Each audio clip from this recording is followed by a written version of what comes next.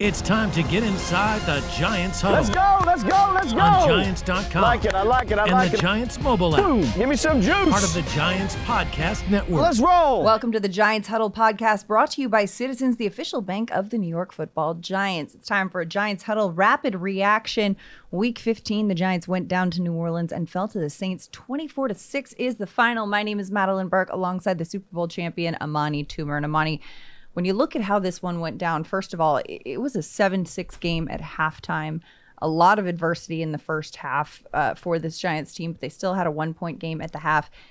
They just weren't able to get anything going on offense, on defense. They had no pressure on the quarterback. And, you know, as much fun as the Tommy DeVito run has been in this 3-game win streak for the Giants, a lot of the success for this Giants team has come off of the defensive side of the ball and the takeaways, the turnover battle. The Giants didn't have a single takeaway today. They didn't have a single takeaway, and they're playing just straight up football. And this team, as we've known, needs a little bit of a boost on offense to get them going, to get them in the game. And when you look at both sides of the ball, you look at the front, you know, the center and the two guards really struggled on offense to try and move some of the Saints defenders out of the way. You know, Pugh had a very rough game. They had a hard time passing off the stunts from the defensive line of the Saints. And they just weren't as physical. Like, you watch the difference between how physical the Saints were. They set a tone. They hit Tommy DeVito hard. They were hitting, you know, a lot of the ball carriers were getting, you know, they weren't like just tackling to try to make a tackle. I remember the Bellinger, when he caught the pass on third down, and number one, Taylor really laid him out. He got a penalty for 15 yards, but that sent the tone. That Saint teams was coming downhill. They were very physical, and I don't think the Giants in this game matched the physicality of the Saints, because when you get that team in the dome, they're just a little different. And they're just, they're not the same team that you saw last week losing to the Carolina Panthers. Right, exactly. The same team that you saw last week that gave up a season high of rushing yards to Miles Sanders of the Carolina Panthers. But you mentioned, you know, the stunts and the shifts that this Saints defensive front came with really threw this offensive line off. And that's been a storyline all season. It's week 15, and that is still a pain point for this Giants offense.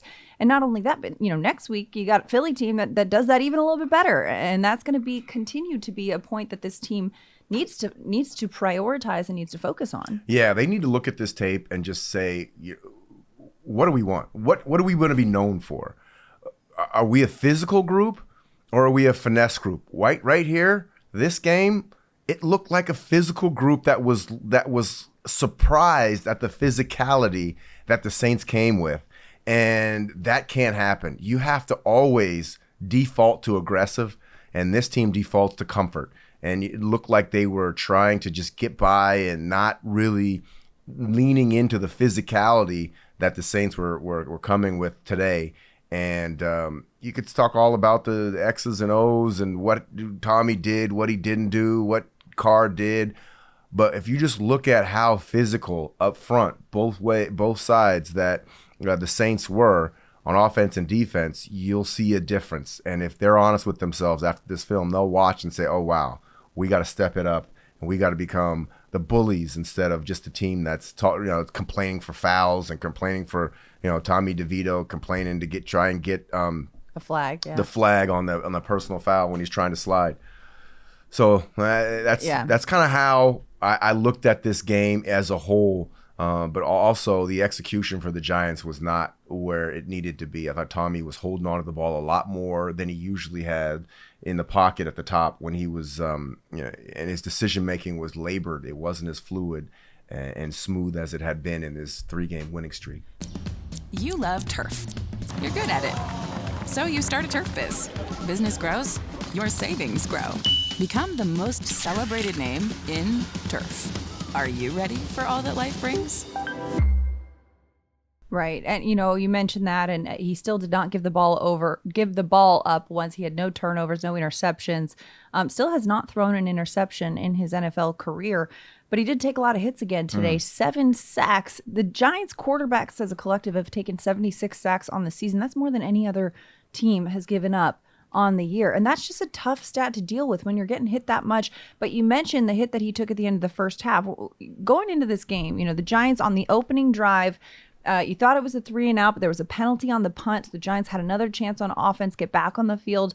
They drive it all the way down. They started off with a 56-yard field goal by Randy Bullock, and they go up 3-0. That was the last time they had a lead. The Saints went back. Kirkwood gets a 7-yard touchdown. Bullock is taken out of the game with a hamstring injury. So the Giants are without their kicker. They move the ball down the field, though, and Jamie Gillen, the Scottish Hammer, the punter, comes in and kicks a 40-yard field goal as the first half expires, and that makes the game 7-6. But just before that, Tommy DeVito is running with the ball, slides, and as he begins to slide, Isaac Yiadom, former Giant, comes in for the tackle. And, say what you will. Some people say, he hadn't started his slide yet. Some people say he was very clearly sliding and should have been flagged for that. There was no flag called. Tommy DeVito ended up being taken out of the game because of the way that his head and neck whipped and being evaluated for a concussion. So Tyrod Taylor comes in at the end of this first half as well, finishes off the first half. But you go into the half 7-6, and then that third quarter come out. The offense is on the field, 2 3-and-outs. They run 6 plays, have 2 yards of total offense in the third quarter. And that's where this game just gets out of control, Amani. Absolutely. That momentum swing right there was significant. And when you're I would just challenge to say, if his name wasn't Tommy DeVito, if his name was Dak Prescott, or if he was Josh Allen, or if he was any of these quarterbacks that you've heard of, that would have definitely been 15 yards. It did happen to Dak Prescott today, where he was hit in a slide and there was a flag thrown. Yeah, so they're trying to protect the quarterbacks, and I don't like it. It almost reminds me of the Jordan rules in the NBA back in the day, where anything close was a foul on Michael Jordan, and you had to earn your stripes in terms of getting calls from referees. And that's one thing I hated about the NBA. I hated that it wasn't a fair playing field for everybody. And I hope the NFL doesn't adopt the rules of the 90s in the NBA. That's why I stopped watching it for a long period of time, and because rules should be rules, and they should be fair and applied equally for every player on that field, and protect every quarterback deserves to be protected in the same manner. And I just really hope that doesn't become a part of the fabric of the NFL. Yeah, so that third quarter, though, really is where that game got away. A 7-6 game turned into a 17-6 game. And early in the fourth quarter, a 24-6 game when Jimmy Graham catches a 1-yard touchdown pass from Derek Carr, his third touchdown reception in the last 3 games as well. Quite the resurgence for the Saints tight end. But, when you look at the way that this Giants defense struggled today, the defense that has been such a strength of this team's success in recent weeks, Dexter Lawrence, another player who has been such a powerhouse of a nose tackle, he felt a little bit off of his game a bit too. Yeah, he didn't have, usually our defensive line and the pressure, it has to come. I mean, we have, Ojulari on the outside, we have Thibodeau on the outside, and they were doing their jobs getting upfield, but without that push in the middle to kind of constrain that pocket, they have a tough time getting consistent pressure. And once Derek Carr realized that, hey, I got a little room here. Well, I can throw the ball and then watch it. I'm not throwing the ball and, then hearing about how the result of the play happened. I don't know how many times he got hit. I know there was only 1 sack, or maybe 2 sacks. There was 1 sack by Jason Pinnock, another one that could have been a sack but by Bobby Okereke, but Carr threw the ball away and was flagged for intentional grounding. Yeah, one sack and 1 quarterback hit. So there's two pressures that changed his rhythm. And you get a quarterback like Derek Carr, the ability to stay in rhythm, he's going to carve you up like he did. When he struggles, and when most quarterbacks struggles, when they get hit. And I just feel like that is a problem that is going to have to be remedied either now or in the near future for this defense to become consistent. And when they did try to load up, when Don Wink Martindale tried to bring the pressure, the Saints saw it coming a mile away, hit him with a nice slant, and that discourages the defense, Wink, from dialing up these intricate pressures. and they started playing straight up football. And that is not what this defense is. They're built on man-to-man and pressure. And if they are discouraged from that pressure, they're going to get exposed like they did today with a lot of wide open receivers. You're ready for a change. Payday comes early with Citizens, so go to that retreat. New You moves to the country. Now you're raising goats and launching a lifestyle brand. Are you ready for all that life brings?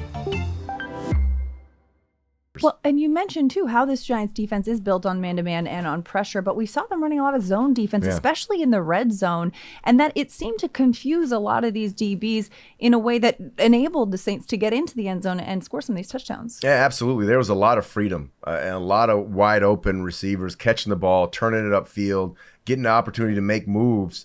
And that's just a function of not being able to, not the Giants not being able to apply the pressure that they usually are able to and had been in this time when they were in this 3-game win streak. Right. And so with this loss today too, it doesn't completely eradicate any postseason hopes, but it definitely does damper them quite a bit for this Giants team. Now, mathematically, not still out of it, but it's going to be a much harder battle to get into it, especially because next week you're going to Philadelphia to play the Eagles, the first of 2 remaining matchups against the Eagles in the next 3 weeks of the season.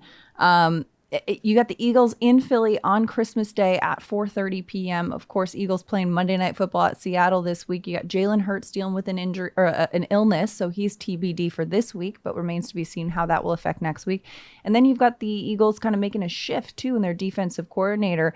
Sean Desai his role has been adjusted, we'll say, and Matt Patricia has been named defensive coordinator. Will be on the field with this Eagles team.